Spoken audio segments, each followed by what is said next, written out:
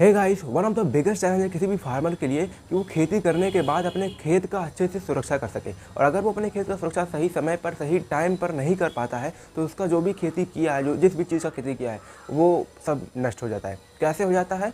वो हो जाता है जानवर के थ्रू। क्योंकि देखो, खेत खुला रहता है।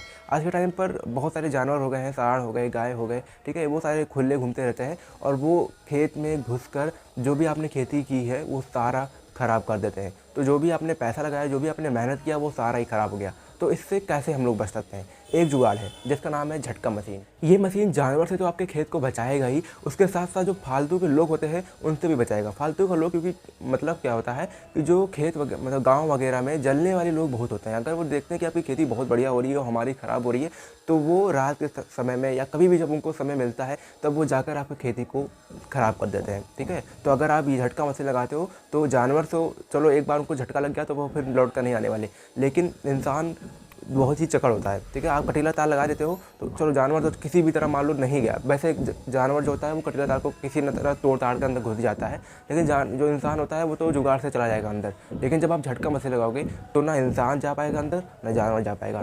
तो इससे आपकी खेती की जो मजबूती है वो बढ़िया हो जाएगी और कोई भी फालतू का इंसान या जानवर अंदर नहीं जा पाएगा। तो कितने टाइप का झटका मशीन आता है? तो 3 टाइप का झटका मशीन आता है। सबसे पहला आता है बैटरी पावर, दूसरा होता है सोलर और तीसरा आता है direct main power machine. Battery और सोलर पावर्ड मशीन को कहीं पर भी आसानी से लगाया जा सकता है और कभी भी चेंज भी किया जा सकता है और फार्मर्स इसको आसानी से कहीं पर भी लगा सकते हैं बिना किसी इलेक्ट्रिसिटी के। ठीक है, क्योंकि ये बैटरी वाला है, आप इसको बैटरी चेंज कर सकते हो जब बैटरी ख़त्म हो जाए, या फिर सोलर, आप ये धूप से एनर्जी स्टोर करके अपने बैटरी में रखता है और अपने आप ही वो काम करता रहता है। तो ये काफ़ी अच्छा चीज़ है। लेकिन इसमें एक चीज़ डिसएडवांटेज है कि इसमें जो वोल्टेज होता है वो काफ़ी ज़्यादा, मतलब बहुत ज़्यादा पावरफुल नहीं रहेगा। किससे कंपैरिजन, अगर डायरेक्ट इलेक्ट्रिसिटी की बात करें तो उससे ज़्यादा पावर इसमें नहीं रहेगा। जो डायरेक्ट मेन पावर मशीन आता है झटका मशीन का, वो काफ़ी ज़्यादा कॉस्टली भी होता है और बहुत ही ज़्यादा हाई पावर का होता है। अब झटका मशीन में कौन कौन से ऐसे कंपोनेंट्स होते हैं जिसकी मदद से उसमें इलेक्ट्रिसिटी पास होती है और आपके बाउंड्री तक, आप आपके बाउंड्री पे आके वहाँ पर करंट आना स्टार्ट होता है। देखो, ये मैं आपको शॉर्ट में बता देता हूँ। अगर आप फुल डिटेल्स में जानना चाहते हो तो आप कमेंट में मुझे बता देना। वैसे इसका कोई इंपॉर्टेंस नहीं है, लेकिन फिर भी अगर आप जानने के इच्छुक हो तो आप कमेंट में मुझे बता देना। सबसे पहला होता है इसमें पावर सप्लाई। ठीक है, पावर सप्लाई से कैपेसिटर में जाता है, कैपेसिटर में मदरबोर्ड पीसीबी में जाता है इलेक्ट्रिसिटी, उसके बाद माइक्रो कंट्रोलर में, माइक्रो कंट्रोलर से step up iron core transformer में जाता है और यहाँ से वो डायरेक्ट आपके बॉर्डर, यानी कि आपके बॉर्डर में चला जाता है। आपके जहाँ भी बाउंड्री में आपके इलेक्ट्रिसिटी आ जाती है और वहाँ पर करंट पास हो जाता है। जैसे ही कोई भी इंसान या जानवर उसको टच भी होता है, एक काफ़ी खतरनाक झटका उसको महसूस होता है और फिर वो अंदर जाने की कोशिश नहीं। प्राइस की बात कर लेते हैं कि झटका मशीन का प्राइस क्या होता है। तो देखो, प्राइस इसमें 3 फैक्टर्स हैं जिस पर डिपेंड करता है इसका प्राइस क्या होने वाला है।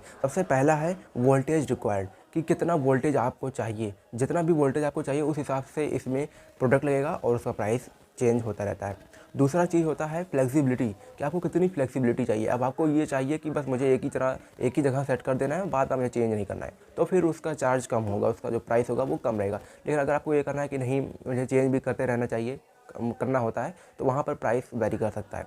तीसरा चीज़ है क्वालिटी, कितने वोल्टेज का आपको चाहिए। ठीक है, इसमें क्या होता है कि कई सारे लोग सोचते हैं कि ज़्यादा वोल्टेज नहीं चाहिए क्योंकि मेरा बीच बाज़ार में है या थोड़ा सा यहाँ पर लोग आते जाते रहते हैं, छोटे बच्चे आते जाते रहते हैं, उनको करंट लग सकता है, तो इसीलिए कम वोल्टेज का चाहिए कि हल्का फुल्का झटका लगे, उनको कोई परेशानी ना हो। और कोई लोग एकदम घने जंगल में होते हैं जहाँ पर जानवर के अलावा कोई जल्दी आता नहीं है, तो वहाँ पर उनको चाहिए होता है कि हाई वोल्टेज का मुझे झटका मशीन चाहिए। तो उस हिसाब से भी प्राइस वेरी करता रहता है। लेकिन फिर भी मैं आप सभी को एक एवरेज प्राइस बता देता हूँ कि झटका मशीन आपको कितने का मिल सकता है।